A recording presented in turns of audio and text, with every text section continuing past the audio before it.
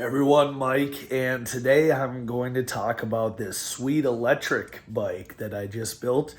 It is a great complement to the Fisker Ocean just because if you're in love with electric vehicles like me, and I'm relatively new to the hobby, you are going to love converting your mountain bike into an electric bike. I got the idea online just snooping around on YouTube, and I saw that there's these kits from AliExpress. That's where I got mine, and they're built by Bafang. Now, I'm pretty sure this is a Chinese company, but man, do they do it right. Let's go over it.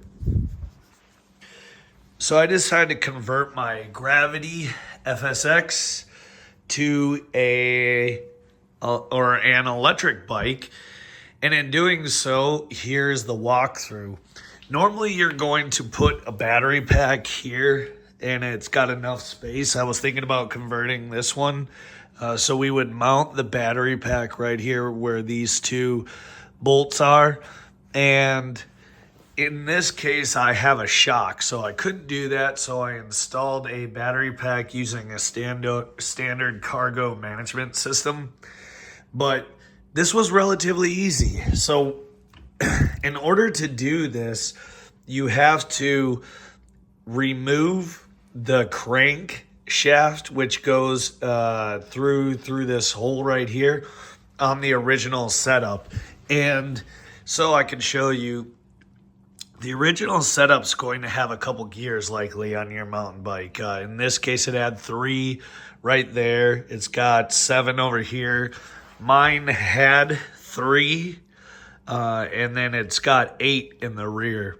So once I pulled this crankshaft, and that was the hardest part of it, everything else was included. So I have this motor. This is the 1,000-watt motor. This is honestly overkill for what you need. Most of the time, everybody's going to be happy with a 750-watt. The more wattage you get, the faster the battery drains. So this motor just slides right into that shaft hole, and then you're going to install the included pedal arms and make sure you get the pedals correct. But just using included Allen key, you're going to install these pedal shafts, and then the pedals back on.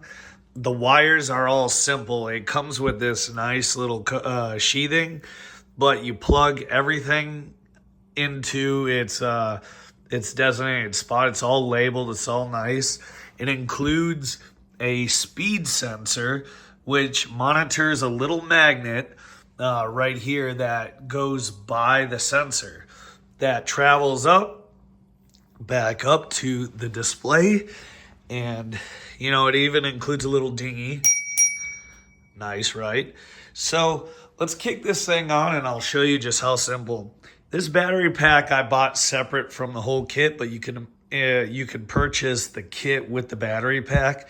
The reason I had this already is because somebody donated a free e-bike to me, and it originally had a hub drive, which is a motor built into the rear tire.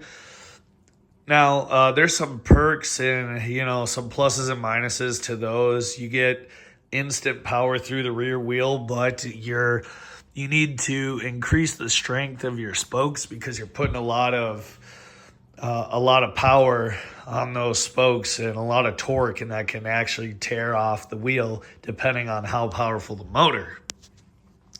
That being said, I think anybody can do this job. The biggest part about it is just making it look clean. The instructions are super simple. This battery I bought on Amazon. I know I was going to mention that before, but it's super easy to turn on. It's got a USB. It's even got a key that, I can lock the battery so I can remove it if I want. These same style batteries, this is a big 20 amp hour. That's why it's so huge. But you can get a smaller one and it fits nice and snug in there, and you just might get less range. But altogether, this thing is a blast. And it has, the mid drives are best for what is known as pedal assist mode. So PAS. Hub drive is pretty much just throttle controlled. So with pedal assist, the moment you crank that pedal forward, it engages the motor depending on how much you've asked of it. So let's power it up and I'll show you what I mean. So to power it up, you know, everything that's included, again, just bolts or bolts on there, bolts on here. You still have the original brakes, and I've got the headlight on because it detects that it's kind of dark in here. However, if I wanted to turn off that headlight, all I gotta do is just hold that button and boom. This is not a touch screen. However, let's go through some of the settings. So right now, it is saying that altogether since I purchased it, the odometer is at 16.9 miles, or that's the trip. The number one at the bottom is called pedal assist. So I'm on pedal assist 1, which means I'm doing the majority of the work. The motor is offsetting a little bit. We can go through, let's see, odometer. Again, since the odometer and the trip are matched up, I haven't reset that. It's still sitting at 16 miles. Maximum, it says I can go as 32.2 miles per hour. And that's on a flat surface. So if I was going downhill, naturally, you know how physics works. The motor's going to have less to work with, and it's going to increase the speed.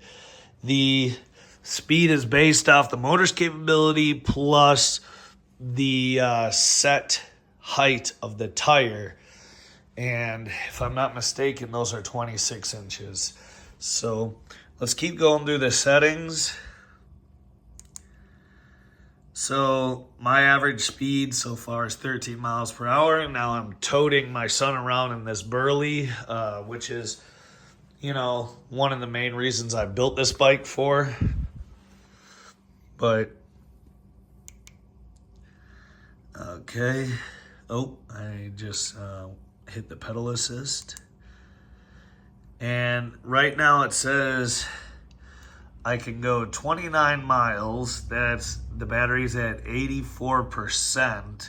So 29 miles distance, and that's based on pedal assist 1.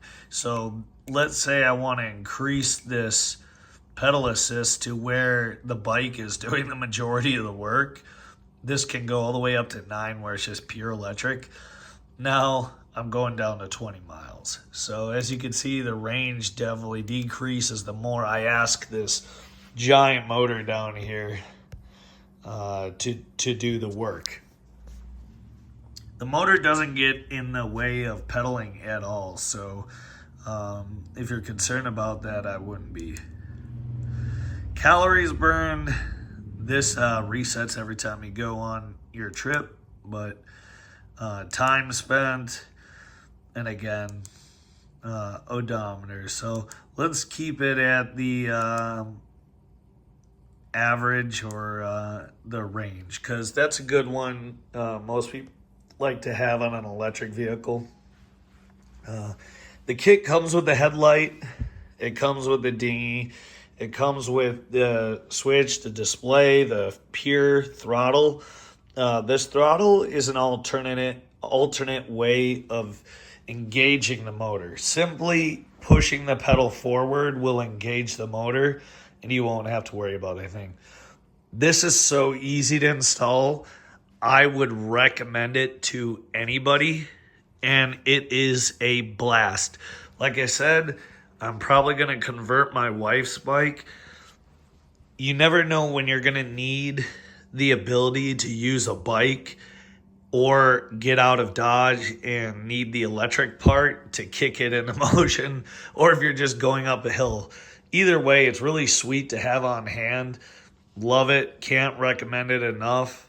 If you're curious, please ask questions. Let me know if you have any comments, concerns, or if you've done this yourself. Did you go with the hub drive or the mid drive? Let's chat about it.